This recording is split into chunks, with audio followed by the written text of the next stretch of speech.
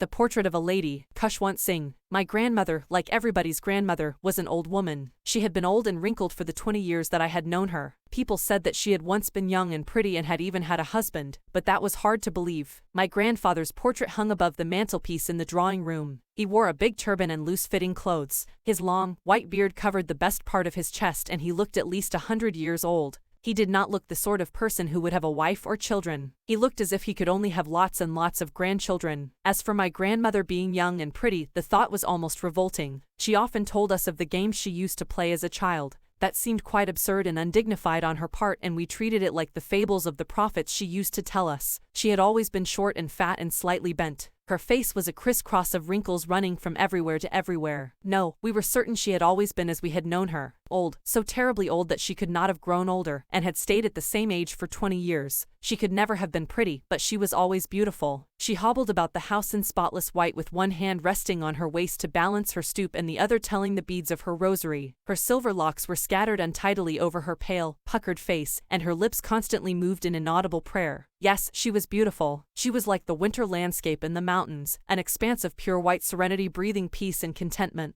My grandmother and I were good friends. My parents left me with her when they went to live in the city and we were constantly together. She used to wake me up in the morning and get me ready for school. She said her morning prayer in a monotonous sing-song while she bathed and dressed me in the hope that I would listen and get to know it by heart. I listened because I loved her voice but never bothered to learn it. Then she would fetch my wooden slate which she had already washed and plastered with yellow chalk, a tiny earthen ink pot and a red pen, tie them all in a bundle and hand it to me. After a breakfast of a thick, stale chapati with a little butter and sugar spread on it, we went to school. She carried several stale chapatis with her for the village dogs. My grandmother always went to school with me because the school was attached to the temple. The priest taught us the alphabet and the morning prayer. While the children sat in rows on either side of the veranda singing the alphabet or the prayer in a chorus, my grandmother sat inside reading the scriptures. When we had both finished, we would walk back together. This time the village dogs would meet us at the temple door. They followed us to our home growling and fighting with each other for the chapatis we threw to them. When my parents were comfortably settled in the city, they sent for us. That was a turning point in our friendship.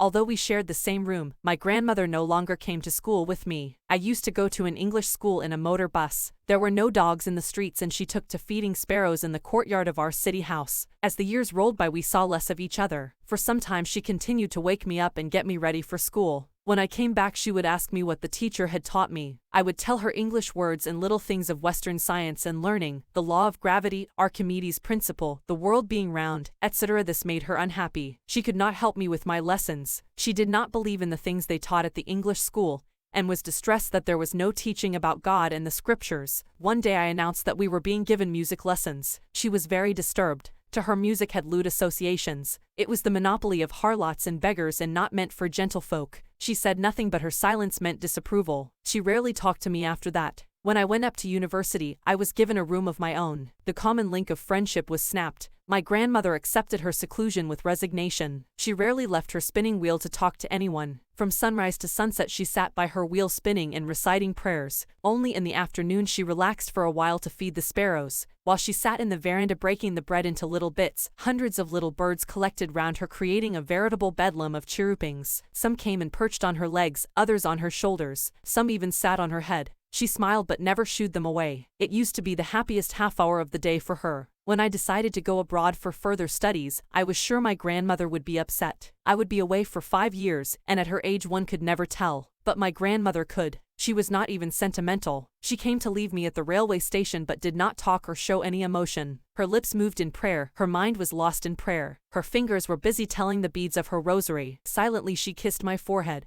And when I left I cherished the moist imprint as perhaps the last sign of physical contact between us. But that was not so. After 5 years I came back home and was met by her at the station. She did not look a day older. She still had no time for words, and while she clasped me in her arms I could hear her reciting her prayers. Even on the first day of my arrival, her happiest moments were with her sparrows whom she fed longer and with frivolous rebukes. In the evening a change came over her. She did not pray. She collected the women of the neighborhood, got an old drum and started to sing. For several hours she thumped the sagging skins of the dilapidated drum and sang of the homecoming of warriors. We had to persuade her to stop to avoid overstraining. That was the first time since I had known her that she did not pray. The next morning she was taken ill. It was a mild fever and the doctor told us that it would go. But my grandmother thought differently. She told us that her end was near. She said that, since only a few hours before the close of the last chapter of her life she had omitted to pray, she was not going to waste any more time talking to us. We protested, but she ignored our protests. She lay peacefully in bed praying and telling her beads. Even before we could suspect, her lips stopped moving and the rosary fell from her lifeless fingers. A peaceful pallor spread on her face and we knew that she was dead. We lifted her off the bed and, as is customary, laid her on the ground and covered her with a red shroud.